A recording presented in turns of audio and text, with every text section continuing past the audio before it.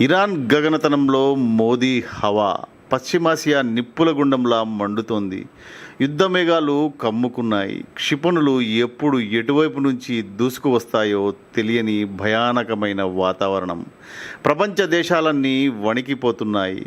Iran గగనతలం అత్యంత ప్రమాదకరమైన జోన్గా మారిపోయింది. అంతర్జాతీయ విమానయాన సంస్థలన్నీ తమ రూట్లను మార్చేసుకున్నాయి.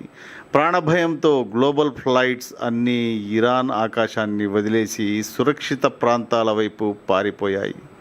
రాడార్ స్క్రీన్లు చూస్తే ఇరాన్ బార్డర్ మొత్తం ఖాళీ. ఒక్కటంటే ఒక్క పక్షి కూడా అక్కడ వాలడానికి సాహసించడం లేదు. భయంకరమైన నిశ్శబ్దం ఆ గగనతలాన్ని ఆవరించింది.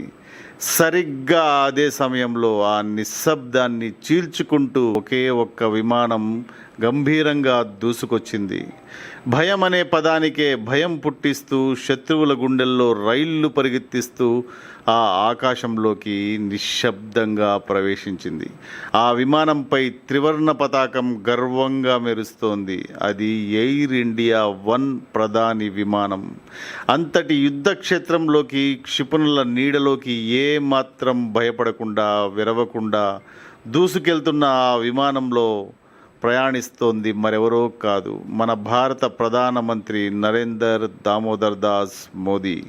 ప్రపంచ దేశాల అధినేతలు గగనతలంలో అడుగు పెట్టడానికే వెనకాడుతున్న వేళ ఆయన మాత్రం విమానంలో కూర్చొని అత్యంత ప్రశాంతంగా ఫైళ్లను పరిశీలిస్తూ తన పనిలో నిమగ్నమై ఉన్నారు. ఎందుకంటే ఆయనకు తెలుసు, తన వెనుక 140 కోట్ల భారతీయుల సంకల్పం ఉందనే విషయం. No one dares touch Bharat. Modiji are above the skies. భారతదేశాన్ని తాకే ధైర్యం ఎవ్వరికీ లేదు. ఆకాశపు అంచుల్లోనూ మోదీజీ ఆరా. అవును, అది కేవలం ఒక విమానం కాదు, నవభారత విశ్వరూపం. శత్రువుల క్షిపణులకు సైతం తెలుసు, ఆ విమానాన్ని తాకడం అంటే సాక్షాత్తు ఉగ్ర నరసింహుడిని నిద్రలేపడమే అని.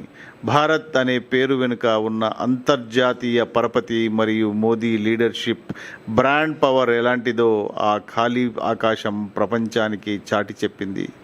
ఎవరూ వెళ్ళలేని చోటుకు అందరూ భయపడే సమయానికి అత్యంత ధీమాగా వెళ్ళి రావడం కేవలం భారతదేశానికి, నరేంద్ర దామోదర్ దాస్ మోదీజీ గారికి మాత్రమే సాధ్యం. That is the power of new India.